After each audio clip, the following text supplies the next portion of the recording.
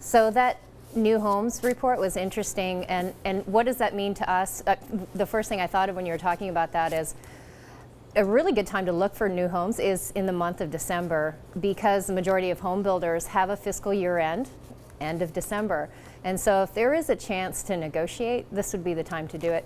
If you're out looking at homes, I'd definitely add new construction into your search. You never know, you might get a great deal on a home that just came back on the market. And something to keep in mind, I think what you're speaking to, Rebecca, is that a lot of people do unplug when it comes to Thanksgiving and Hanukkah and Christmas and New Year's.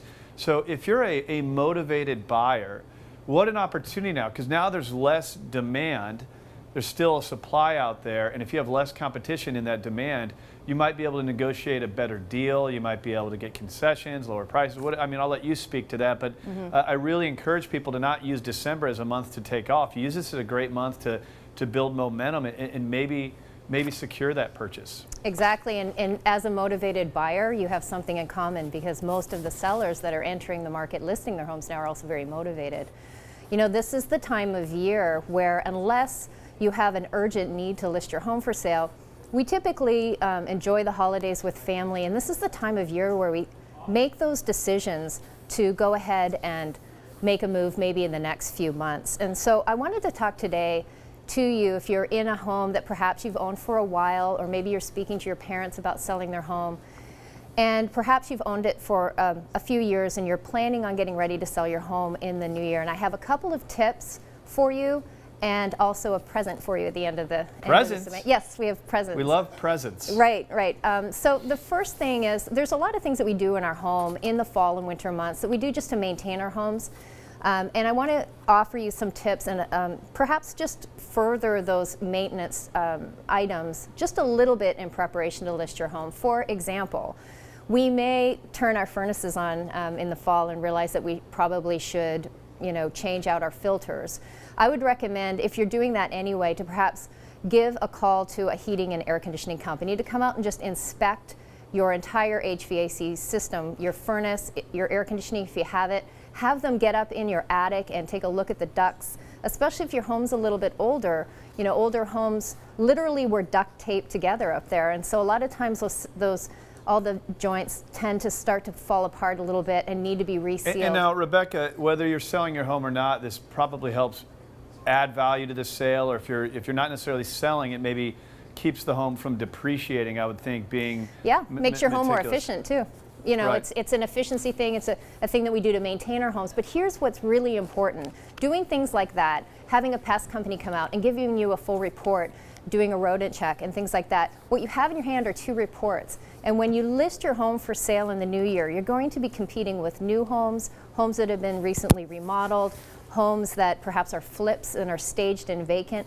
And what's really changed in the market today is that buyers aren't asking themselves, gosh, I wonder how much money I'm going to make in this home over the next few years.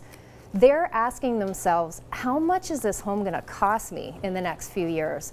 So by having a really well-maintained home, reports such as the 2 I've mentioned, this gives a buyer more confidence to go ahead and purchase your home over other homes. And what are we looking at here, Rebecca? Well, the third tip I have is the money tip. It's the most important tip in my opinion, and that is to get a pre-listing home inspection. The reason that I offer that as an idea is that what we want to do is we want to keep the upper hand as a seller. We want to understand what's going to come up when your buyer orders their home inspection. So, Craig, I have a question for you. What is the? I ask the questions around here. What is the world record for holding your breath? For me? No. 20 seconds. The world. The world record. I just watched this on 60 Minutes. Some guy went 400 feet underwater. You talking about him? No. The world, the time. In the whole wide world, 2 minutes and 30 seconds. No, it's actually 17 days. And that happens. Is he dead? Well. That happens every time a seller lists their home for sale and enters escrow, because the first 17 days of escrow is what we call the buyer contingency time frame. And that's the time in which the buyer can go ahead and order their home inspection, as well as a few other things, and determine if they are going to lock in and actually buy the home. It's a really stressful time. Now, if we get that pre-inspection on the home, we are going to have essentially what a home buyer will produce as well. We can take a look at the lists on the item and the items on the report and take care of several things before the home's even listed for sale, so it doesn't come up on a report for the buyer. And these are the samples that we've been seeing throughout the segment. I want to give you like some examples of unfortunately a request for repairs that actually went way sideways. And it's actually, the list is so long that they couldn't even fit everything on the traditional form that the California Association of Realtors used. They had to actually put it on a longer form. So is that an example there on this addendum here? Yes, so there's 21 items on this particular one. And the top ones that I highlighted are actually things that really the home seller could have repaired before listing. I'd love to send this out to anybody who wants to reach out and just kind of see what things might be going wrong in your home that you don't even know. Because I'm sure a lot of these things you don't just necessarily see as you walk into the kitchen. I mean, is that a fair statement? A lot of things you don't, but in this particular case, the backyard was all pool, and it happened to be not the color a pool should be. The pool was not maintained. And so what I'm recommending is let's take care of some items, or let's disclose it right up front.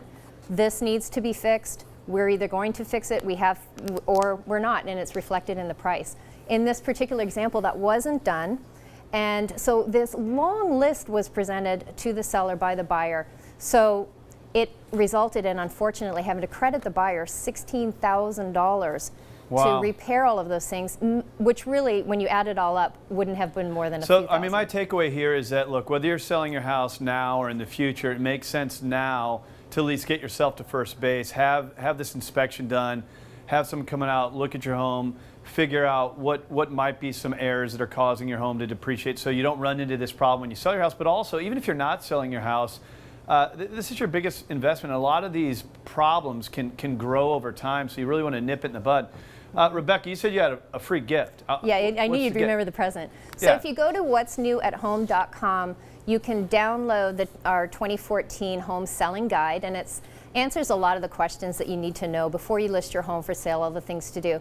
And in there, there's actually a gift certificate for you to take advantage of a free pre-listing home inspection that we're offering to all of our clients in the new year. So a free inspection.